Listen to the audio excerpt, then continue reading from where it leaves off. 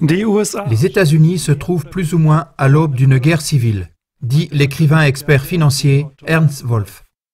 D'après lui, la raison en serait la grande inégalité sociale aux États-Unis et aussi la charge énorme des dettes du pays.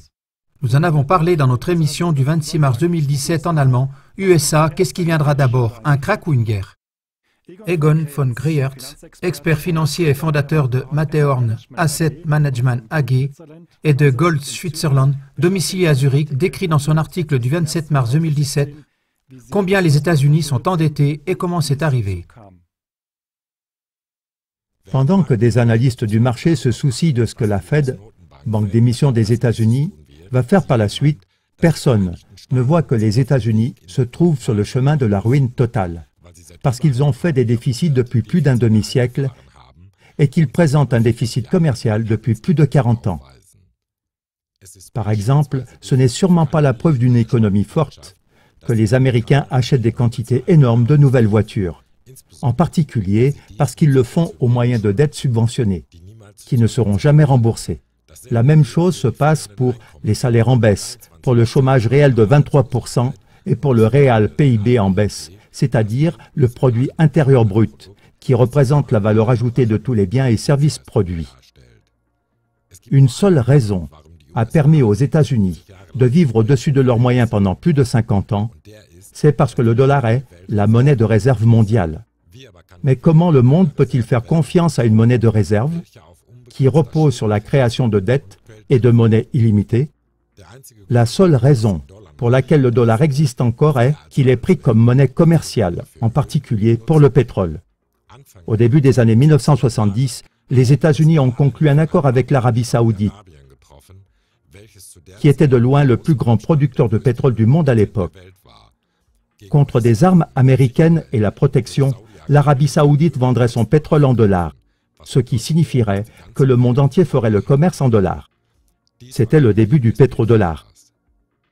Jusqu'en 1970, les États-Unis avaient un excédent sain de leur balance commerciale annuelle. Puis, à cause du ralentissement de l'économie et de l'importance des dépenses pour la guerre du Vietnam, le dollar a commencé à chuter. Le président français Charles de Gaulle avait perçu les problèmes économiques des États-Unis et en conséquence avait réclamé que les dettes des États-Unis soient payées en or. La couverture en or du dollar signifiait que chaque État souverain pouvait revendiquer le paiement en or. Mais le président Richard Nixon a compris que l'or des États-Unis s'en irait rapidement et il a résilié le Bretton Woods System, le système de la couverture par l'or, qui était valable depuis 1944. En conséquence, les États-Unis ne paient plus leur dette nationale en or, mais avec des dollars qui se dévalorisent. Depuis ce jour fatidique d'août 1971, les États-Unis se trouvent dans un état de détérioration continue. Les dettes ont dégénéré et la monnaie s'est effondrée, accompagnée d'un train de vie qui ne se basait plus depuis longtemps sur la productivité, mais sur des crédits. Entre 1999 et 2017, le déficit commercial cumulé était près de 12 billions de dollars. Seulement peu de personnes comprennent ce que 12 billions de dollars signifie effectivement.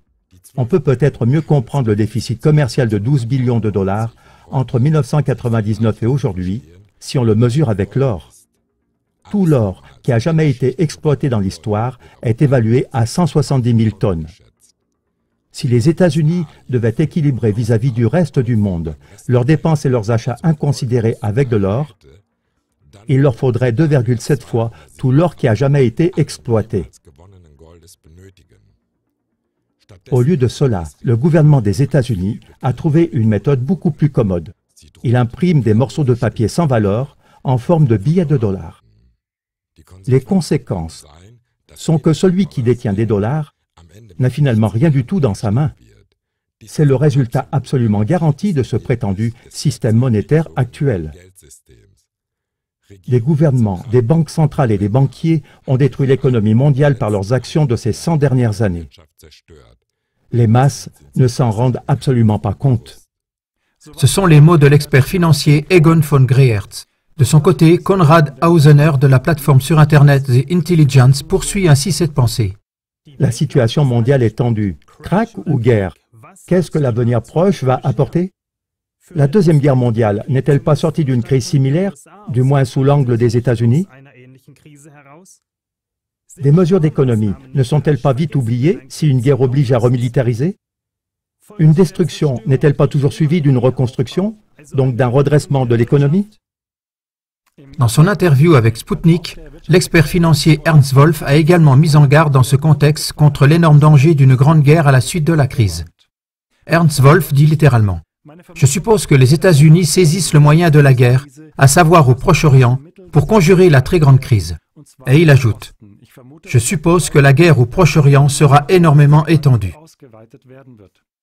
Je pense, dit-il, que les perspectives d'un danger sont réelles en ce moment. »